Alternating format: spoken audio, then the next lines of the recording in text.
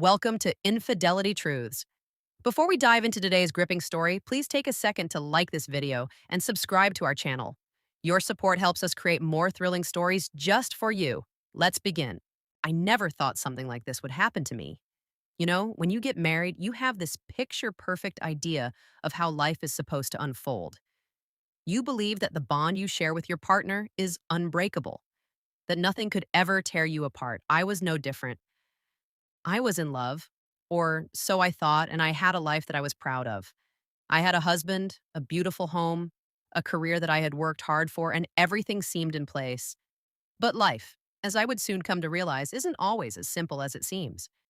It started innocently enough. A few months ago, I found myself feeling more disconnected from my husband, Damien, than ever before. We had been married for several years, and at first, everything was perfect. We talked about our dreams, our future, and we built a life together that we both believed was solid. But over time, the routine of our lives took over, and we grew distant without even realizing it. The little things began to matter more than they should.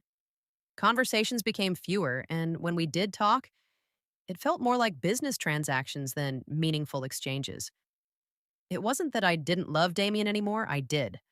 But something was missing. I couldn't put my finger on it, but there was this constant feeling of emptiness that had started to settle in my heart.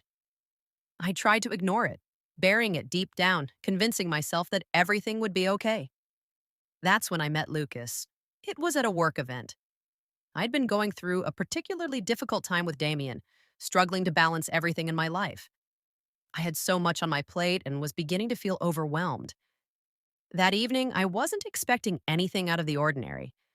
I didn't think I was looking for anything either, but sometimes life throws things your way when you least expect it. And this was one of those moments. Lucas wasn't exactly what I would have expected to be drawn to, but there was something about him. He was charming, intelligent, and had a quiet confidence about him that made people take notice. We had a brief conversation that night. Nothing too memorable, just small talk about work and shared interests. We laughed, but I didn't think much of it. Over the next few weeks, we crossed paths a few more times. It started to become routine: casual hellos, small talk, and the occasional coffee break together during lunch. Lucas was always kind and considerate, and he had this energy that made everything around him feel more vibrant. He was a breath of fresh air in a world that had started to feel stale. He listened to me in a way I hadn't felt listened to in a long time. It wasn't that Damien didn't listen, but there was a difference. Lucas's attention wasn't divided. He wasn't distracted by his phone or the pressures of life. It was as if the world around us disappeared when we spoke. And for the first time in what felt like years, I felt seen. We became friends. That's how it all started. Just two people sharing small moments, talking about life, about everything and nothing at all. I never expected it to go further than that. I told myself that I had a husband and had no intention of doing anything to hurt him. I loved him. I really did. Even though things weren't perfect, this connection I had with Lucas was just a temporary distraction, I thought. It was harmless. But the more we talked, the more I started to realize something I wasn't prepared for. I was developing feelings for him at first. I tried to dismiss them, I tried to push them away, telling myself that I was just lonely, that this was just a phase. After all, I wasn't a bad person. I wasn't actively seeking out someone else, but sometimes life has a way of forcing you to confront things you'd rather not face. Lucas wasn't like anyone I'd ever met before. There was a warmth to him that made me feel comfortable, safe even. He made me feel heard in a way I hadn't felt in years. As time passed, our conversations grew deeper. We talked about our lives, our childhoods, our dreams. We shared moments of vulnerability, and in those moments, I felt closer to him than I did to my own husband. I felt guilty. I felt confused. I wasn't sure what I was doing or even why I was doing it, but it was happening, and I couldn't deny it anymore. There was something between Lucas and me, something undeniable. It wasn't just about physical attraction, though that was certainly there. It was about an emotional connection, a bond that seemed to form naturally, something that felt like it had been waiting to happen for a long time. The guilt was suffocating.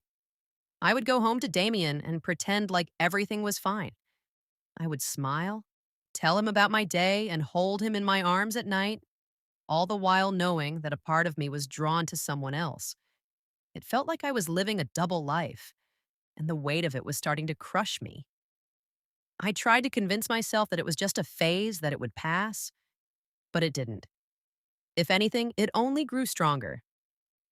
Lucas and I started to find excuses to spend more time together. Sometimes it would be something as simple as a quick coffee break during lunch. Other times we'd have longer conversations after work. We never crossed any physical boundaries, but the emotional connection was undeniable. I found myself looking forward to our conversations, counting down the hours until I would see him again, and it scared me. There came a point when I realized that I had a choice to make. I couldn't keep living in this constant state of confusion and guilt. I had to decide what I wanted, whether I was willing to confront my marriage and the emotions I'd suppressed for so long, or if I was going to continue down this dangerous path with Lucas. I knew that continuing to ignore my feelings would only hurt everyone involved. I was torn. I didn't want to hurt Damien. I didn't want to break up my family. But I also couldn't deny that something had changed within me, and it felt like I was falling deeper and deeper into a situation I never imagined I would be in. One night, after a particularly deep conversation with Lucas, I found myself standing in front of my husband. I had come home late, something I had started doing more frequently. I couldn't even remember what we had talked about, but I felt disconnected from Damien, as if we were two strangers sharing the same space. I looked at him and saw the man I had once loved, but now there was a chasm between us that I couldn't bridge. And in that moment, I realized something. I wasn't sure if I was still in love with him. As the days passed, the weight of my confessions settled over our home like a heavy fog. Conversations between my husband and me were strained, filled with long silences and careful words. He was trying to understand, trying to process everything I had told him, but I could see the pain in his eyes every time he looked at me. One evening, he finally spoke. "Do you still love me?" The question hung in the air, thick with uncertainty. I hesitated. "I do, but I don't know if it's the same as before. I don't know if we can go back to how things were." His jaw tightened and he exhaled sharply. "Then what do we do?" I didn't have an answer. Every part of me wanted to hold onto the life we had built, but I also knew that love alone wasn't enough to mend the cracks that had formed between us. Meanwhile, Jake had respected my decision to step back, but he hadn't disappeared completely. He was still there, lingering in the corners of my mind, a constant reminder of the emotions I had yet to fully understand. He had sent me a message a few days after our last conversation, a simple, "I'm here if you need to talk." I had resisted the urge to reply, knowing that engaging with him would only complicate things further. But the more I tried to focus on my marriage, the more I questioned if I was fighting for something that had already been lost. My husband and I tried. We went on dates, had deep conversations, even sought counseling. Some days felt like progress, but others felt like we were just prolonging the inevitable. Then, one night, everything changed. I came home late from work, exhausted and emotionally drained. My husband was sitting at the dining table staring at a glass of whiskey. "We need to stop pretending," he said without looking up. My heart pounded. "What do you mean?" He finally met my gaze, and for the first time in weeks, there was no anger, just sadness. "I deserve someone who chooses me without hesitation, and you deserve to figure out what you truly want." Tears welled up in my eyes. "I never wanted to hurt you." "I know," he whispered. "But love isn't supposed to feel like this." A heavy silence followed, and in that moment, I knew he was right. We had been holding on to something that no longer existed in the way it once had. Letting go felt impossible, but staying felt like a slow death. That night, we made the painful decision to separate. Not because we didn't care, but because we finally admitted that caring wasn't enough to fix what was broken. I packed a small bag and left, unsure of where I was going, but knowing that I needed space to breathe, to think. As I sat in my car, my phone buzzed. A message from Jake. "I know this isn't easy. Just know you're not alone." I stared at the screen, my mind swirling with emotions. I had left one chapter behind, but I had no idea what the next one would hold. And for the first time in a long time, the unknown both terrified and excited me. As the days turned into weeks, the weight of my confession settled in. My husband and I engaged in long, painful conversations, trying to unravel the knots that had formed in our marriage. There were moments of anger, tears, and silence, but there were also glimpses of understanding. He admitted that he too had felt the growing distance, but had been too afraid to confront it.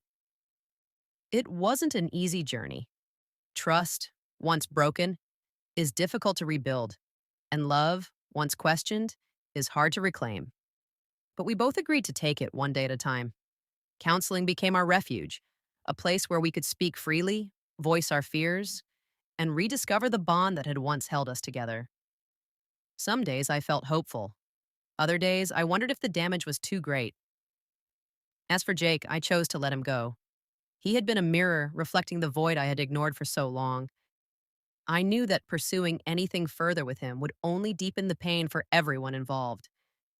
We shared a bittersweet goodbye, acknowledging what had been and what could never be. He wished me happiness, and I wished him the same.